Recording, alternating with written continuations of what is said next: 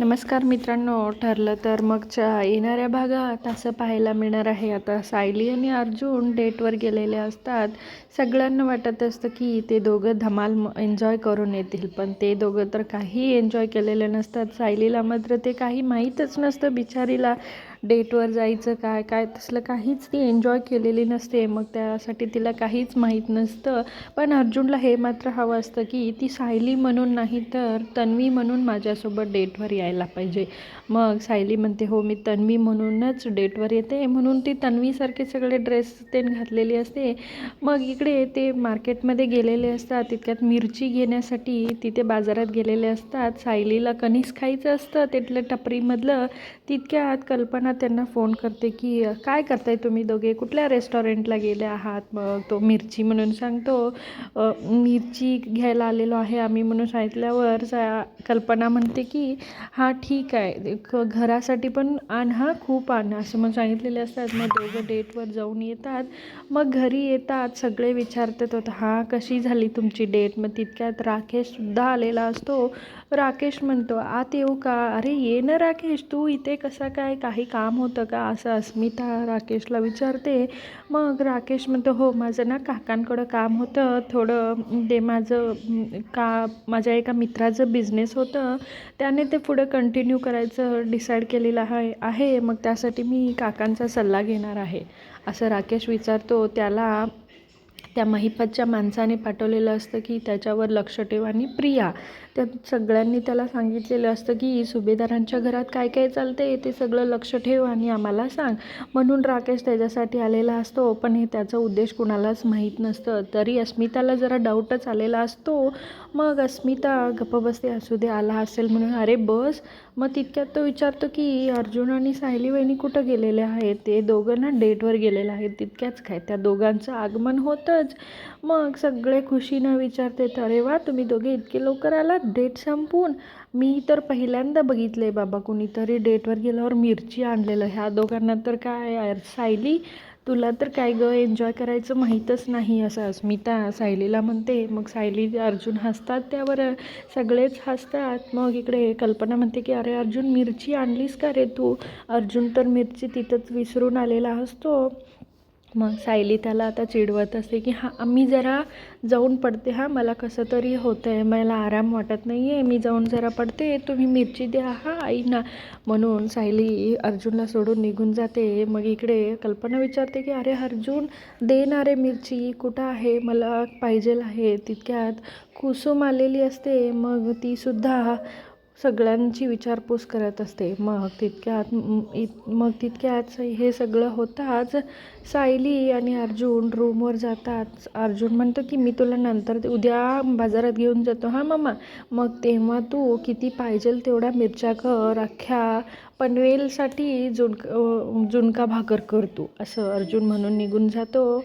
मग तितक्यात ते दोघं रूमवर गेलेलं असतात. मग अर्जुन म्हणतो, अगं तू मला असं सोडून कशी काय आलीस एकटीला, मिरच्यांचं ना कसलं भारी ना असं म्हणून सायली हसत असते. इकडे अर्जुनला तिचं प्लॅन माहीतच नसतं की ती अर्जुनला मुद्दाम चिडवत असते. मग ती म्हणते की असू दे आता झालं ते झालं, माझ्यासाठी एक कप कॉफी करून आणशील. हो आणते असं म्हटल्यावर मग सायली कॉफी आणायला गेले असते. तितक्यात अर्जुन म्हणत असतो, ती सायली असती ना म्हणली असती, आत्ताच तर बाहेरून पिऊन आलात ना तुम्ही, गप्प बसा, कॉफी वगैरे काही मिळणार नाही, ही माझी मैत्रीण तन्वी आहे ना मग त्यासाठी देत आहे असं म्हणते.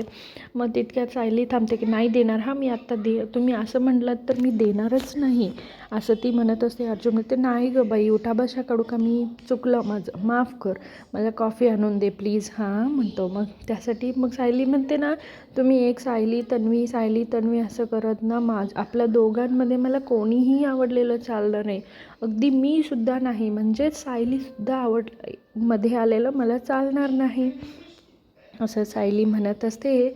मग आता येणाऱ्या भागात जबरदस्त ट्विस्ट आहे. इकडे महिपतचा प्लॅन चाललेला असतं की महिपत म्हणत असतो की महिपत साक्षीला व्हिडिओ कॉल करून म्हणत असतं की बघ मी किती पैसे कमवलेले आहेत, बघ एका माणसाने तर मला सोन्याचा हार देऊन गेलेला आहे, त्याला काय वाटतं माझ्यामुळं सगळं त्याचं चांगलं झालेलं आहे. बघ आता दुसऱ्या बिझनेसमॅनने सुद्धा मला सोन्याची हार पाठवलेले आहे. तो व्हिडिओ कॉलमध्ये दाखवून तिला सांगत असतो की त्यांनासुद्धा मी वाटत असतो की मी त्यांची करोडोंची फायदा करून दिलेला आहे, म्हणून तो मला सोन्याची हार करून दिलेला आहे असं म्हणत असतो. मग इकडे अण्णा तुमचं तर भारी आहे, आधी तुम्ही एवढं साईट विकायचा, एवढं घर कन्स्ट्रक्शन करायचे, त्यात एवढे पैसे तुम्हाला कधी उरले नाही, तो आत्ता बरं आहे तुमचं, चांगले चाललेलं आहे. मग तितक्यात तो महिपतचा माणूस आहे, तो म्हणतो की अण्णा माझ्याकडे एक मास्टर माइंड प्लॅन आहे, त्यापेक्षा आपण करोडो रुपये कमवू शकतो. काय रे ते तसलं? मग त्यावर महिपतनं आता सगळं गुन्हेगारी सगळं सोडून भोंगू बाबा व्हायचं ठरवलेलं असतं. त्याला त्याच्यात पैसे खूप मिळत असतात, म्हणून महिपत तेच ठरवलेलं असतं. मग इकडे तितक्यात इकडे मधुभाऊंना चक्कर आलेली असते. मधुभाऊ आता सगळ्यांचा विचार करत असतात, आश्रमचं काय करायचं आणि कसं करायचं. मग काय करायचं आणि कसं करायचं, कुसुम म्हणते तुम्ही काही टेन्शन घेऊ नका मधुभाऊ, मी आहे ना, मी चालवेन, तुम्ही टेन्शन घेऊ नका. मुलं पण म्हणत असतात की मला शाळेला फी भरायची आहे, कोणाला सहलीला जायचं असं त्यांनी मधुभाऊंना सांगत असतात. मधुभाऊंच्या डोक्यात आता तेच फिरत असतं की काय करू, कसं करू, कुठून आणू पैसे. मग कुसुम म्हणत असते की मधुभाऊ तुम्ही टेन्शन घेऊ नका ना, माझ्या ऑर्डरचे पैसे येणार आहेत, मी त्या दुकानदारांना देईन आणि ह्यांच्या शाळेचं पण बघेन आणि तुमच्या गोळ्या आणि काकांच्या गोळ्या पण आणू, तुम्ही टेन्शन घेऊ नका. पण मधुभाऊंना ते काही टेन्शन मनाला लागतं आणि मधुभाऊ तितक्यात चक्कर येऊन पडतात, त्यांची BP एकदम लो झालेली असते. मग मधुभाऊंना हॉस्पिटलमध्ये नेतात. कुसुम इकडे तितक्यात सायलीला फोन करते, अगं सायली मधुभाऊंना चक्कर येऊन पडलेलं आहे, तू जशी आहेस तशी आहेस, पटकन येऊन टाक आणि येताना अर्जुन सरांना पण घेऊन ये. मग सायली आणि अर्जुन तातडीने निघतात, मधुभाऊंकडे येतात. आता मधुभाऊंना हा विचार असतो की आश्रमाची जबाबदारी कोणाला देऊ, मला काहीतरी झाले तर आश्रम कोणी सांभाळणार असं मधुभाऊंना वाटत असतात. सायली म्हणते मधुभाऊ तुम्ही काही टेन्शन घेऊ नका, आजपासून आश्रमाची सगळी जबाबदारी माझी, मी सांभाळेन आश्रम, तुम्ही टेन्शन घेऊ नका. मग इकडे सायली अर्जुनला सुद्धा विचारते, काय हो तुम्ही मला साथ देणार ना आश्रम चालवण्यात? हो ऑफकोर्स मी तुला साथ देणार आहे. मग इकडे मधुभाऊ म्हणत असतात, तुला नाही होणार ग सायली, तुझं संसार, आता तर तू प्रेग्नेंट आहेस, सगळंच कसं सांभाळू शकेन. मधुभाऊ जे काही तुम्ही माझ्यासाठी केलेलं आहेत ना, मी ते कधीच विसरू शकत नाही आणि हे तर काहीच नाही, मी एवढं करू शकत नाही का, मी करू शकेन, मी आश्रम सांभाळेन म्हणजे सांभाळेन, अगदी मला प्रेमाने सगळ्यांना बघायला खूप आवडेल आणि हे तर आहेतच की माझ्यासोबत सांभाळायला. मग इतक्यात कुसुम सगळेच खुश होतात की आता सायली आश्रम चालवणार आहे म्हणून. ते सगळं आता मधुभाऊंना बरं झालेलं असतात. मग अर्जुन आणि सायली घरी निघतात. सायली घरी येऊन सगळ्यांना म्हणते की अर्जुन आणि सायली आश्रम चालवणार आहेत. मग सायलीला सगळे म्हणतात की तुझ्याकडून शक्य आहे का गं सायली हे चालवणं? मग सायली म्हणते की हो मी चालवेन आणि मला तर तुमची सगळ्यांची साथ आहे ना, मग मी खूप स्ट्रॉंग आहे, मी करू शकेन.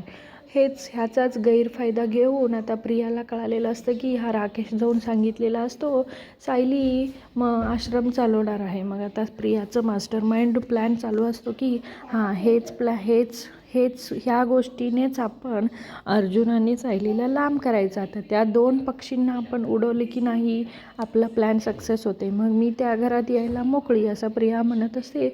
मग इकडं राकेश पण म्हणतो हो बरोबर आहे तुझं, आपण असंच करूया, त्या दोघांना लांब करूया, अर्जुनला सायलीबद्दल भडकवूया. पण येणाऱ्या भागात बघूया आता अर्जुन आणि सायली वेगळे होतात की एकत्र येऊन काम करतात. आता प्रियाचं प्लॅन सक्सेस होईल की सायली अर्जुनचं, बघूया आता येणाऱ्या भागात. जबरदस्त ट्विस्ट आहे मित्रांनो, मालिका बघायला विसरू नका, त्यासाठी चॅनलला नक्कीच सबस्क्राईब करा. असेच नवीन अपडेट्स तुमच्यासाठी येत राहतील. व्हिडिओ बघितल्याबद्दल धन्यवाद.